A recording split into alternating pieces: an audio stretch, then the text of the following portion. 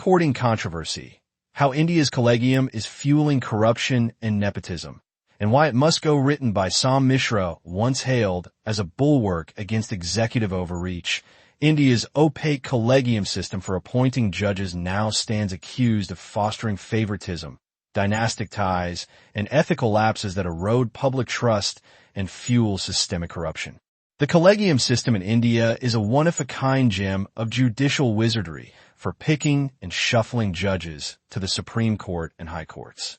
It was conjured up not by some boring constitutional rule, but through the sheer brilliance of judicial wordplay in the three judges' cases, 1981, 1993, 1998.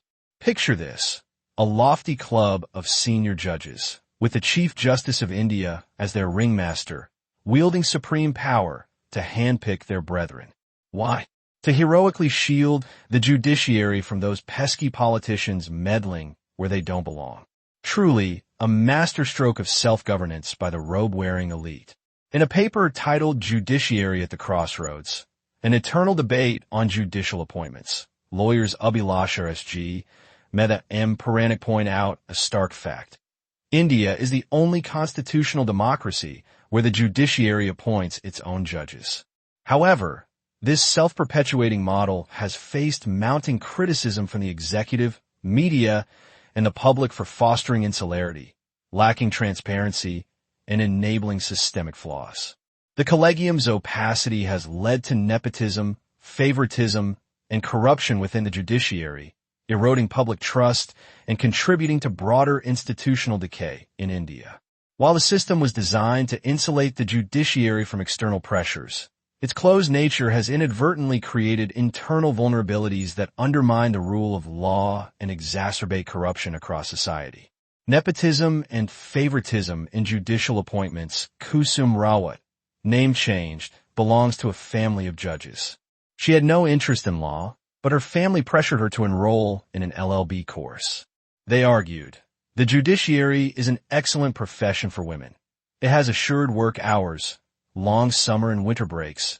It gives you power and respect. You get a chauffeur-driven car, government accommodation, orderlies, police security, and more. What's not to like? After you acquire a few years of work experience as a lawyer, we'll sneak you in via the back door as a sessions judge. Rawat reluctantly agreed, but did not attend a single day of law school. However, her family made sure the fees were paid and her attendance was recorded in the university register. At the end of each year, they would drag the reluctant student to the university campus for the exams, and after 4 years, they paid a local fixer to award her a second division. After she graduated with zero knowledge of law, Rawat registered herself in the Bar Council. A serving judge in her family got her a job with a Delhi-based law firm, plus she got a bunch of legal aid cases. However, after a few years, she gave up the profession for an overseas career. Now, imagine if someone with a fake degree becomes a judge in a special court that tries complex terrorism cases. For instance, in the Sanjay Dutt case, there were 121 accused, 678 witnesses, and 12,000 pages of notes. Do you expect someone like Rawat to cope with such a workload?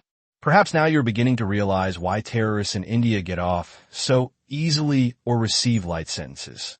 Meanwhile, hundreds of children and family members of judges are being groomed for judicial jobs. Nepotism and biased selections. Rawat's case is now the rule in India's judiciary rather than the exception. Unlike judicial appointment mechanisms in other democracies, such as the U.S. Senate confirmation process or the U.K.'s Judicial Appointments Commission, India's Collegium operates without public scrutiny, formal criteria, or external oversight. This lack of transparency allows familial and professional networks to dominate selections, often sidelining diverse or merit-based candidates. According to data and reports, at one point, 38% of the incumbent judges in the Supreme Court had deep family connections in the judiciary and government, which means 12 of the 32 judges were either related to a former judge or to a political leader. Similarly, the data on high court judges reveals entrenched nepotism. In 2018, the central government flagged 11 instances of relationships among 33 recommendations for the Allahabad High Court. Mentioning the family connections of many of these candidates with sitting and retired judges, the government recommended that the apex court Collegium disregard all such recommendations and create a level playing field for other competent advocates to make the grade. Empirical evidence highlights the prevalence of dynastic appointments. A study of Supreme Court judges reveals that many hail from a small pool of influential families, with instances where sons, daughters, or relatives of former judges ascend to high positions. For example, former Chief Justice D.Y. Chandrachud, son of ex-Chief Justice Y.V. Chandrachud, exemplifies this trend, raising questions about whether merit alone drives such elevations. Likewise, in 2018, senior advocate Indu Malhotra became the first woman lawyer to be directly appointed as a Supreme Court judge. While her experience and achievements are beyond doubt, it is relevant to mention that her father, O.M. Prakash Malhotra, was a prominent Supreme Court lawyer. The term Uncle Judge Syndrome has emerged to describe this phenomenon, where judges allegedly favor relatives or connected individuals in appointments and case assignments. This insularity is compounded by the Collegium's reliance on informal recommendations from bar associations and senior advocates, many of whom belong to the same elite circles. Favoritism manifests in transfers and promotions, where judges perceived as loyal to the Collegium are rewarded, while dissenters face punitive reassignments. Such practices not only perpetuate elitism, but also discourage diversity, with the underrepresentation of women, backward classes, and other marginalized groups. The Collegium's defenders argue that these connections stem from legacy and competence in a demanding field, but the truth is that without objective evaluations, such as public interviews or performance metrics, nepotism becomes the default explanation for recurring patterns. This dynamic creates a closed club mentality, where appointments resemble inheritances rather than selections based on jurisprudential excellence. Corruption within the judiciary India's justice system has over 50 million pending cases, a backlog that could take centuries to clear. Land disputes can take up to 20 years to reach the verdict stage. Hardened criminals get bail easily, while judges silence social media users who point out the truth. However, rather than resolve this issue, members of the higher judiciary remain resistant to transparency and accountability. The Supreme Court's 2015 rejection of a National Judicial Appointment Commission, NJAC, enacted by Parliament, highlights this intransigence. It upholds a secretive collegium system that shields judges from scrutiny and enables corruption. News reports over the past decade depict a judiciary in crisis, underscoring the urgent need for reform to restore public trust in Indian justice.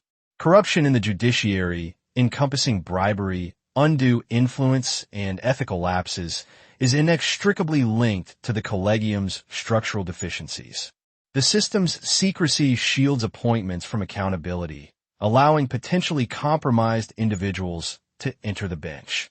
This opacity facilitates institutional corruption, where personal interests override public duty, says Delhi-based lawyer Robin Bhatt. Several judges of the high courts had their kith and kin practicing in the courts where their relatives or parents were judges.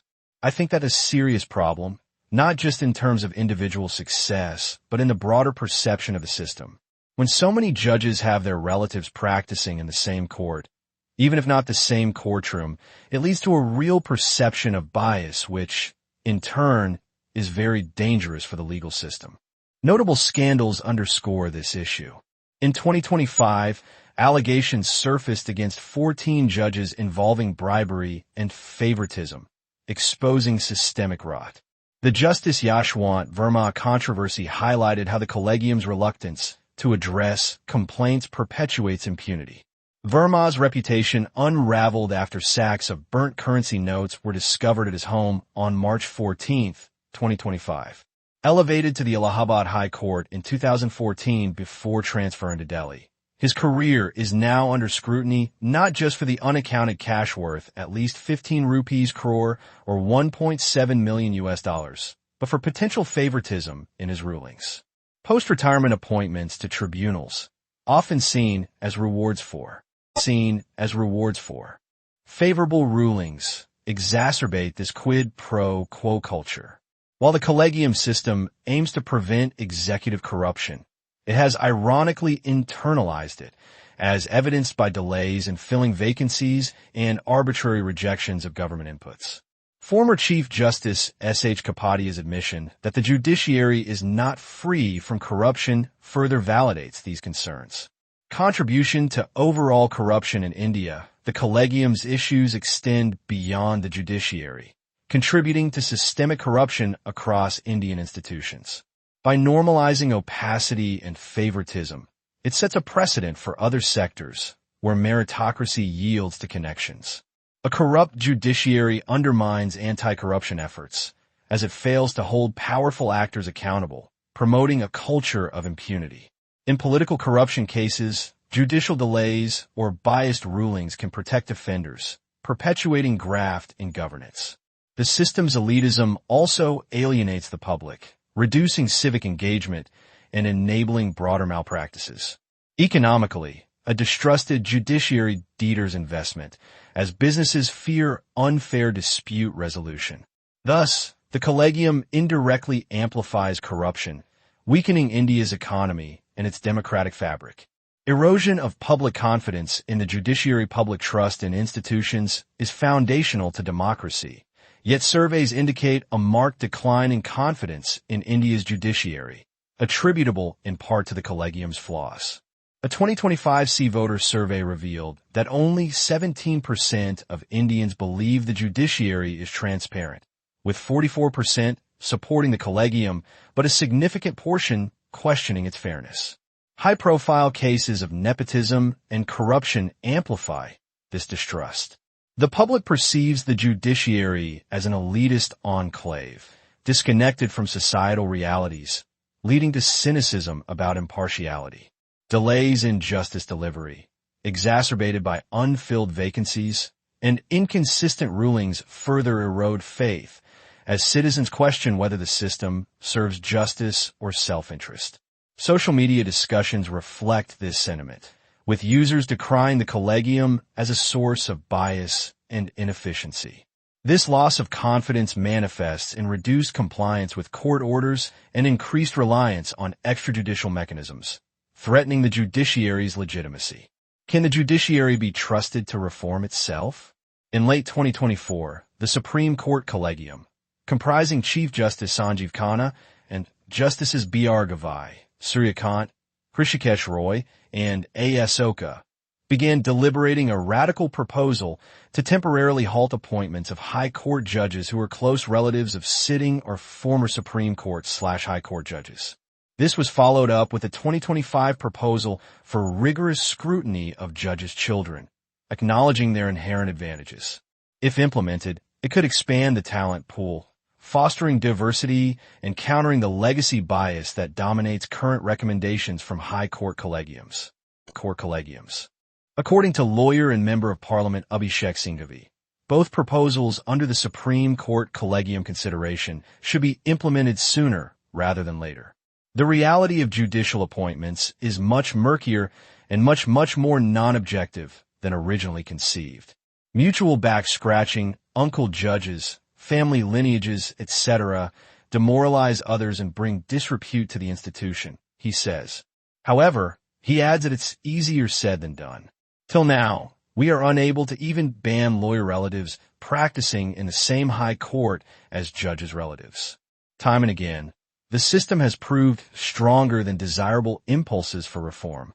Needed.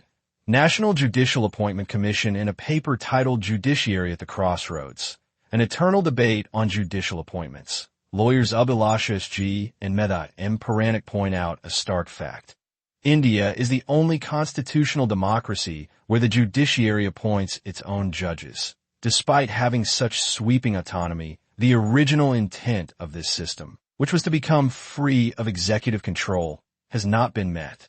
Abhilasha and Puranik elaborate. The working of the Constitution has revealed that the Chief Justices have not been able to hold on against the determined executive action, and even where the Chief Justice is in a position to assert his point of view, he can wholly be subjective in his approach. All these aspects are not conducive to the healthy growth of the judiciary institution. Therefore, there is an urgent need to restructure the prevalent scheme with a new devised model. The NJAC, introduced initially via the 99th Constitutional Amendment in 2014, but struck down in 2015, would address the current flaws by creating a balanced, transparent commission for judicial appointments. Greater transparency and reduced opacity. The Collegium operates in secrecy, with no public criteria options. In contrast, NJAC's structured framework, comprising the Chief Justice of India, 2 senior judges, the Union Law Minister, and 2 eminent persons, ensures open decision-making and public accountability. Enhanced accountability and prevention of bias. The Collegium's closed nature risks nepotism and unqualified appointments, lacking external checks. NJAC introduces diverse stakeholders, including executive and civil society input, to curb biases while maintaining judicial veto power to safeguard independence. Improved efficiency and reduced delays. Collegium-induced standoffs between the judiciary and the executive contribute logs. NJAC promotes streamlined processes through collaborative consultations, filling posts faster and addressing pendency. Better balance of power and diversity. The Collegium monopolizes appointments, excluding democratic input and failing to represent women and marginalized groups. NJAC restores equilibrium by involving multiple branches of government and eminent persons. Only through accountable, merit-driven processes can India's judiciary regain its stature as a pillar of justice, thereby curbing corruption and restoring faith in democratic institutions.